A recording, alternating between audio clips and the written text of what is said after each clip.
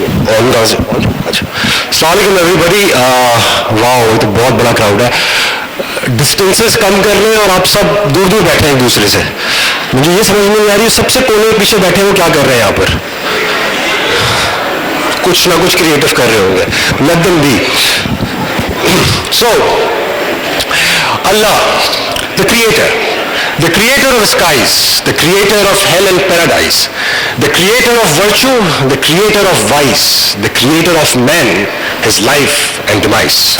Man, an amalgam of passions, a reflection of compassions, a package with abilities in multiple dimensions. Man, in front of whom thousands of angels knelt, and one who refused was declared as Satan and expelled. And this man was born. This man was born with a will to express, with a will to impress. This man was born to seek, and this man was born to speak. Speak. Ladies and gentlemen, जब मैं पैदा हुआ तो मैं छोटा सा था। Of course छोटा सा ही पैदा होना चाहिए इंसान को। जब मैं थोड़ा सा बड़ा हुआ तो मैंने रियलाइज किया कि मुझे बोलने में बहुत इश्यूज है, क्योंकि जब मैं बोलता था तो मैं आई यूज्ड टू स्टटर, मैं हकलाता था और मैं काफी हकलाता था, इतना हकलाता था कि जब हम छुपन छुपाई खेलते थे तो लोग मुझसे कहते थे यार आप 2 तक गिनती गिने, क्योंकि जब मैं 10 तक गिनती गिनता था तो लोग काफी दूर छुप जाते थे। कुछ लोग तो आज तक बाहर ही नहीं निकले, छुप गए। अच्छा, आज ऑडियंस कम है लेकिन कैमरे वाले ज्यादा हैं। ऐसा लग रहा है मैं भी मुस्तफा कमाल को ज्वाइन करने आया हूं। You guys are actually making me nervous.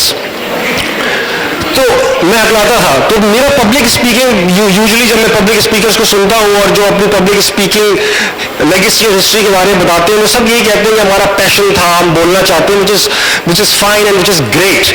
मेरा पैशन नहीं था public speaking. It has never been my passion, it has always been my revenge. क्योंकि जब मैं छोटा था तो मैं हकलाता था, और जब आप हकलाते हैं तो ऐसा नहीं होता, वो फिल्मों में होता है, इंडियन फिल्मों में कि आप हकलाते हैं और आपके साथ एक प्रॉब्लम है और एक रामू टाइप बच्चा आपका दोस्त बन जाता है, कहता है मैं तुझे जिंदगी में बचाता रहूँ। ऐसा नहीं होता है। When you're a kid and you stutter, everybody makes fun of you. और मैंने ये बचपन में रियलाइज कर लिया कि मुझे अल्लाह ने पैदा किया है कि मैं हकलाऊं और लोगों को हंसाऊं। मेरे अंदर रिबटल्स थे, I could give them answers, but by the time answer देता वो बात बहुत आगे जा चुकी होती थी। बट वन डे मेरे स्कूल में एक इवेंट था जिसमें I wanted to participate in that event. तो मुझे मेरे टीचर ने कहा बेटा ताबिश अपने आप को देखो, तुम नहीं कर पाओगे। That day, that moment, that very moment I realize that I lack something. मेरी कमजोरी उस दिन मुझको बड़ी वाजी हुई, but I carry that momentum. और उस दिन मैंने रियलाइज किया कि I can not make anything out of my life if I do not get rid of this. I talk to my father and my father he took me to a speech therapist. हम exercises की, recce shaky होती है, इसकी बड़ा एक extensive सा एक course होता है जिससे आप अपनी ability to speak you can make it better. Eventually I made it better, लेकिन मेरे अंदर वो बदले की आग जो थी ना वो भड़क रही थी। मैं कर ये सकता था कि मैं एक इंतहाई बदतमीज आदमी बन सकता था, और मुझे बनना भी चाहिए था, कि बाकायदा लोगों ने मेरे ऐसे क्रिएटिव मजाक उड़ाए थे कि मेरे अंदर बचपन से ये था कि यार मैं डरा बैठा रहता था। जब मैं बोलना सीख भी गया तब भी मैं नहीं बोल पाया। But one fine day I started speaking fluently. By that time I was 17 years old। उसके थोड़े दिनों बाद मैं यूनिवर्सिटी गया और आई केम अक्रॉस अ नोटिस जिस पे लिखा था कि एक पब्लिक स्पीकिंग कंपटीशन है, and they were looking for a speaker who could speak in English and who could do a humorous speech. That is one of the most difficult field in public speaking. एक तो humour बोलना और फिर अंग्रेजी में बोलना, क्योंकि अंग्रेजी में आपकी अगर मदर टंग ना हो तो ह्यूमर करना वैसे ही बड़ा मुश्किल होता है, क्योंकि ऑडियंस को समझाना और आपकी बॉडी लैंग्वेज बड़ी वाइब्रेंट और एनिमेटेड होनी चाहिए, specially if you are speaking in English and you doing humour. खैर उसमें कोई कंपटीशन नहीं था, तो जैसे भी मैंने की मुझे उन्होंने सेलेक्ट कर लिया। Next When I went to that college, अच्छा मेरी हिस्ट्री ये है कि I always studied at an all boys school, हबी पब्लिक स्कूल में पढ़ता था। फिर हम कॉलेज में गए, यूनिवर्सिटी भी इंजीनियरिंग थी जहाँ खवातीन बहुत ही कलील तादाद में मौजूद होती है। तो मेरी खवातीन से इंटरेक्शन इतनी थी जितनी नॉर्थ कोरियंस की दुनिया से होगी। तो मैं जब पहुंचा वो लड़कियों का कॉलेज था जहाँ मुझे पहली बार बोलना था। अब इमेजिन करें एक आदमी जो बचपन से अखलाता आ रहा है, एकदम से सही हुआ है और कभी लड़कियां नहीं देखी उसने इतनी तादाद में। जब मैं स्टेज पर पहुंचा, मेरा 5वां नंबर था, I was called on stage. पहली बार बड़ी इज्जत से मुझे बुलाया गया और कहा जी ये बोलने आएंगे। मेरे लिए बड़ा शौक था ये कि मुझे क्यों कह रहे हैं बोलने आएंगे, मैं तो बोल नहीं सकता। मैंने देखा सामने लड़कियां ही लड़कियां, अल्लाह इनको जिंदगी दे, ये लड़कियां छोटी छोटी बातों पे हंस पड़ती है। मैंने 2 ही जुमले कहे थे, हंसना शुरू हो गया। दैट डे ऑन मेरा इतना कॉन्फिडेंस बढ़ गया कि आई नेवर लुक बैक। मैं बोलता चला गया और इवेंचुअली मेरे घर वालों ने मेरी शादी करानी पड़ी मुझे चुप कराने के लिए। One thing that I want to give to you today, क्योंकि राहिल ने मेरा ऐसा इंट्रोडक्शन दे दिया कि मैं क्रेजी स्पीकर था। क्रेजी तो नहीं था, but I find it really comfortable talking about awkward topics on stage, क्योंकि मैं इतना जज होता हुआ आ रहा हूँ ऑलरेडी दुनिया में कि अब मुझे जज होने से फर्क नहीं पड़ता। मेरी लाइफ में 2 चीजें बड़ी इंपॉर्टेंट है। एक तो मेरी एबिलिटी टू स्पीक, दूसरी मेरी इलास्टिक जो मैं अपनी शलवार में इस्तेमाल करता हूँ। शलवार की इलास्टिक ने मुझे कॉन्फिडेंस दिया है कि अब मैं किसी भी ऑकवर्ड सिचुएशन में ऑकवर्ड फील नहीं करता, क्योंकि मेरी लाइफ में 2 ऐसे इंसिडेंट हुए जिसने मुझे ये एक्सक्यूज मी, हर बड़े आदमी की तरह मुझे भी स्टेज पे आके तबीयत खराब हो जाती है।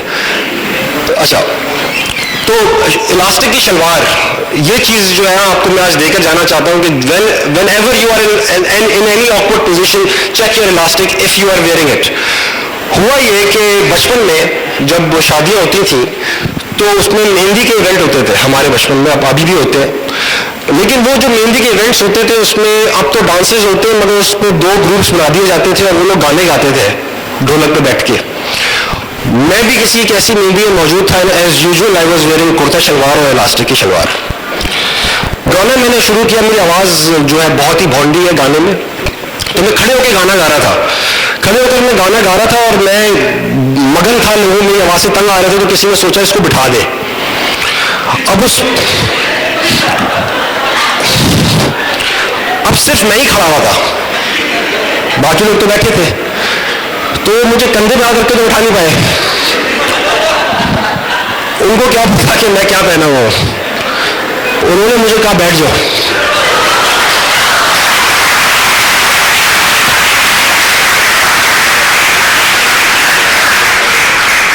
मैं नहीं बैठा, शलवार बैठ गई।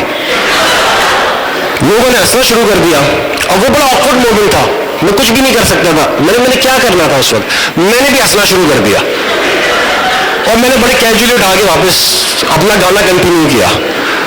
The point that I want to give to you today is when you are in any such situation जहां पे आप हेल्पलेस फील कर रहे हो और जो आपका कसूर भी ना हो, तो वहां नहीं शर्माना, वहां नहीं शर्माना, वहां पे दूसरों के साथ हंसना है।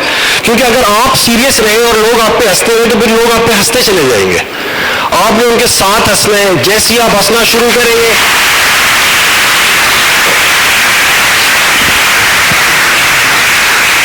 तो जब आप हंसना शुरू करेंगे फिर आप पे कोई नहीं हंसता। और भी इलास्टिक के इवेंट्स हैं, लेकिन लेट्स कट इट शॉर्ट। ये ना हो कि आखिर में ऑकवर्ड हो जाइए। बट आखिर में क्योंकि माहौल सा बन गया है, तो मैं सिर्फ इतना कहना चाहता हूँ कि ये पब्लिक स्पीकिंग जो है, इट इज स्पीच तक तो ठीक है, मगर हमारी कौम का डायलेमा ये है कि हम बोलते बहुत है। हम बोलते चले जा रहे हैं पिछले 60 साल से, 65 साल से, bleed green and this and that and all. सब खड़े हो गए क्या मैंने कोई तारीखी बात कर दिया? अच्छा,